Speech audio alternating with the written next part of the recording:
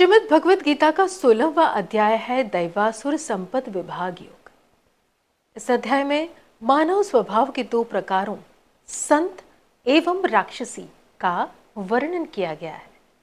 इस अध्याय में भगवान श्री कृष्ण बताते हैं कि सतोगुणी गुणों का विकास करके, शास्त्रों में दिए गए निर्देशों का पालन करके और आध्यात्मिक अभ्यासों द्वारा अपने मन को शुद्ध करके संत स्वभाव को विकसित किया जा सकता है। नमस्ते। आज हम भगवत गीता के चिंतन में आगे बढ़ेंगे। अभी तक 15वां अध्याय तक हम लोगों ने चिंतन किया है, जहाँ पर भगवान ने बहुत सारे विषयों के बारे में जो बताया, जो ज्ञान दिया है, उनकी सारी बातें कही गई है। अभी ये जो 16वां अध्याय है, 16वां अध्याय, 16वां और 17वां दोनों अध्याय ऐसा अध्याय है जहाँ पे कोई ज्ञान की बहुत बड़ी बातें नहीं की गई है, भक्ति की बड़ी बड़ी बातें नहीं की गई है। सिर्फ और सिर्फ हमारे सामाजिक जीवन के अंदर जो वैल्यू स्ट्रक्चर है, जो मूल्य है, उनकी बहुत ही अच्छी डिस्कशन यहाँ की गई है।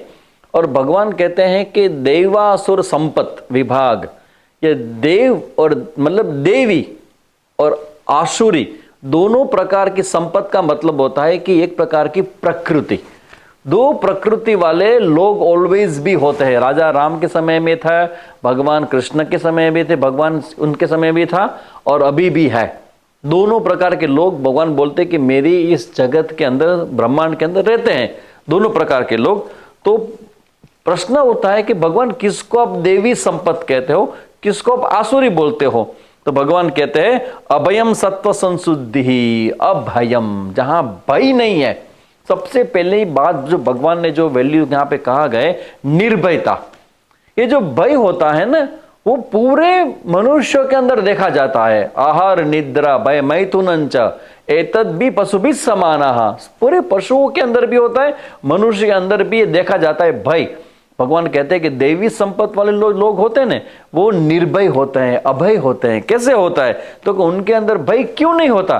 क्योंकि वो जानते हैं कि जो हमारा जीवन है, अगर हमारा जो स्वधर्म है वो हम करते हैं, जो करने जैसा है वही हम करते हैं और भगवान को ध्यान में रखकर करते हैं, तो हमारी रक्षा भगवान खुद करते हैं। जैसे अभी होलिका गई, तो होली के अंदर पे देखो प्रहलाद की रक्षा भगवान ने कहां कहां पे नहीं किया है। वो यही दिखाने के लिए कि वो सच्चा जो व्यक्ति होता है, अपने ध्येय के प्रति कमिटेड व्यक्ति होता है, उनकी रक्षा तो प्रकृति भी करती है। तो अभयता से शुरू हुआ, फिर बोलते आगे कहते भगवान दानम च, दान देने का स्वभाव होता है, और फिर तप भी होता है, और सरलता भी, आर्जवम के रूप में सरलता भी होता है। क्रोध त्याग, जो क्रोध का त्याग कर चुके हैं, और शांति ही, जिसका मन और शरीर के अंदर मतलब फिजिकल बॉडी के अंदर भी वो शांति रहती है। क्योंकि उसके बाद का जो भगवान वैल्यूज कहते हैं, वो कहते हैं अपैशुनम, दूसरों की निंदा नहीं करना है, और अचापलता, अचापलता का मतलब जो स्थिर रहता है, जो अपने शरीर पर जिसका पूरा नियंत्रण होता है और दूसरों की निंदा भी नहीं करता है, शांत रहता है, क्रोध का त्याग करता है और मृदु स्वभाव वाला है, और तेज, क्षमा, धृति, शौचम, इस प्रकार से न अतिमानिता, पूरे सारे वैल्यूज को भगवान दिखाते हैं कि ये जो मूल्य जो मैं कह रहा हूं, वो सारे के सारा जो मूल्य जिसके अंदर होते हैं उसको बोलते हैं हम देवी संपत। ये देवी संपत्ति वाले मतलब ये श्रेष्ठ लोग होते, सज्जन लोग होते हैं। और दूसरे जो होते हैं आसुरी वाले, दंभो दर्पोभिमान से क्रोध पारुष्य में वच, ये जो दूसरे प्रकार के लोग होता है, जहां पे क्रोध होता है, दंभ होता है, मान होता है और अज्ञान होता है, वो सारे जो वस्तुएं होती है उससे मालूम होता है कि ये व्यक्ति जो है वो आसुरी संपत्ति वाला है। और भगवान कहते हैं कि ये जो दोनों प्रकृति है, इनमें से जो देवी संपत्ति वाले लोग हैं ना, वो मोक्ष की ओर और आगे बढ़ते हैं, जीवन में ग्रो करते हैं। और जो आसुरी संपत्ति वाले हैं तो बोलते हैं निबंधया आसुरी मता, ये आसुरी संपत्ति वाले, आसुरी स्वभाव वाले लोग जो है उनको माया बांधती है, इस जन्म में बांधती है, इस जन्म के बाद जब मृत्यु होता है तो भगवान कहते हैं उनको भी ये बंधन छूटता नहीं है, बार बार जन्म मरण के चक्कर में आते रहते हैं।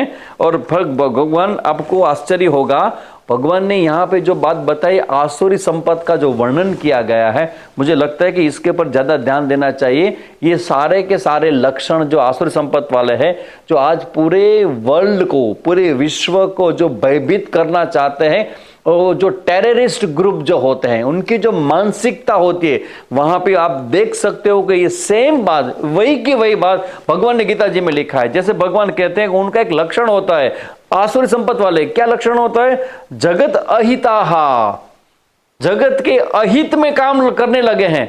जगत अगर शांति से रहता है, संसार में लोग शांति से रहने वाले हैं, देश के अंदर अच्छा जीवन जीने वाले, उनको भी वो डिस्टर्ब करना चाहते हैं, बम धड़ाका करते हैं, उनको उठा के ले जाते हैं, उनका गला काट देते हैं।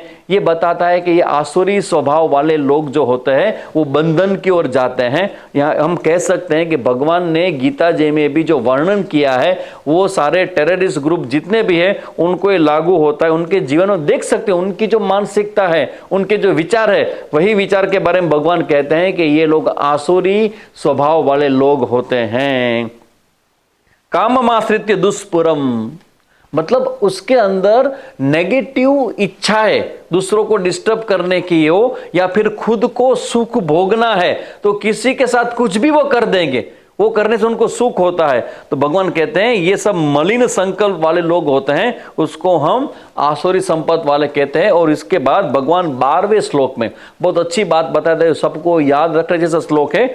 आशा पास सतेर्बद्धाः काम क्रोध परायणाः इहन्ते काम भोगार्थम अन्यायनार्थ संचयान। ये आशा पास मतलब उसके अंदर इतनी कामना, इतनी इच्छाएं होती है, और इच्छा का प्रेशर इतना ज्यादा होता है कि वो इच्छा होने के बाद पूरी जब तक न कर ले तब तक वो शांति से बैठ नहीं सकते हैं।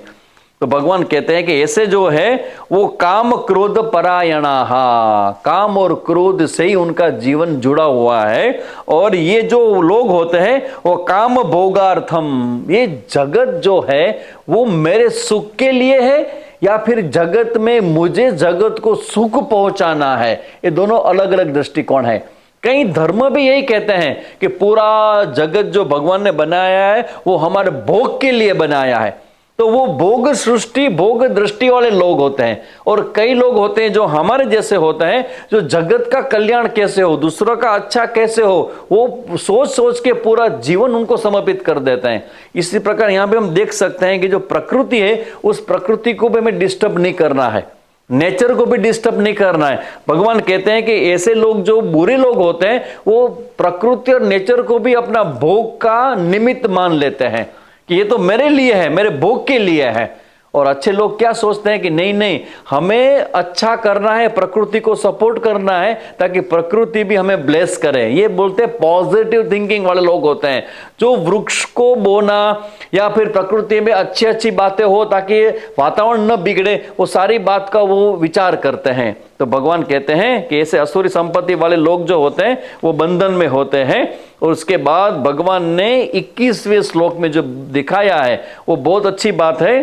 त्रिविधम नरकस्य इदम द्वारम नाशनात्मनः, भगवान कहते हैं कि 3 द्वार आपको दिखाता हूं जो आपको सीधा नरक ले जाएगा, without passport, without any payment, without, बिना टिकट आप पहुंच जाओगे नरक। तो नरक कौन व्यक्ति पहुंचता है? 3 जो लक्षण है नरक में जाने वाले लोगों के, कौन कौन से? काम, क्रोध और लोभ। अगर तीनों को आपने जीत लिया तो डेफिनेटली आप ऊर्ध्व गमन करोगे और आपका मोक्ष की ओर गति होगा।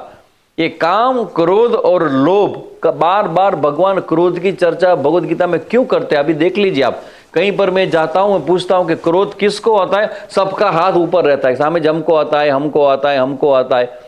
ये जो क्रोध है वो क्रोध, एंगर मैनेजमेंट हमें सीखना चाहिए। गीता जी में भगवान यहाँ पे बार बार कहते हैं कि क्रोध को जीतना है। कैसे करना है? गुस्सा अंदर से आ जाता है तो उनके साथ हम हैंडल कैसे करें? गुस्सा आना इतना नेचुरल, स्वाभाविक है। क्रोध का मतलब गुस्सा आता है। तो मैं कहता हूं कि अगर कोई व्यक्ति आपको हर्ट करता है तो हर्ट ही गुस्से का रूप ले लेता है। क्रोध का रूप ले लेता है। अगर हम धीरज को डेवलप करें, धैर्य को डेवलप करें, तो गुस्से के प्रभाव से बच जाएंगे। हम प्रकृति के नियम को ध्यान में रखें, हम ईश्वर को हमारे ध्यान में रखें, तो भी हम गुस्से से बाहर आ सकते हैं। उनके लिए तो पूरा 1 घंटा चाहिए चिंतन करने के लिए कि गुस्से को, क्रोध को कैसे हम नियंत्रण करें। और उसके साथ साथ लोभ भी, काम भी है। और भगवान कहते हैं कि लोभ का मतलब होता है जो भी आए ये दिल मांगे मोर, और ज्यादा और ज्यादा और ज्यादा और ज्यादा। हजारों करोड़ के कौभांड करने वालों को मैं पूछना चाहता हूं कि इतने पैसे को क्या करोगे? क्या साथ में ले जाओगे? सबको मालूम है कि जब मृत्यु होता है तो कुछ भी साथ नहीं आता है। तो आपके आने वाले 7 पेडियां भी खाए तब भी न खूटे, इतना आपने इकट्ठा कर लिया है, किसके लिए किया है? तो भगवान कहते हैं कि लोभ की वृत्ति होगी तो हमारा समाज स्वस्थ नहीं होगा, इम्बैलेंस हो जाएगा। इसलिए भगवान कहते हैं काम, क्रोध तथा लोभ एतत्त्रयम् त्यजेत। इन तीनों को त्याग करके हमारी प्रकृति को सत्वगुणी बनाना है, ये बात कहते हैं। और इसके बाद ये 16वां अध्याय यहां पूरा होता है। आगे हम 17वां अध्याय की चर्चा नेक्स्ट एपिसोड में करेंगे। ओम तत्सत।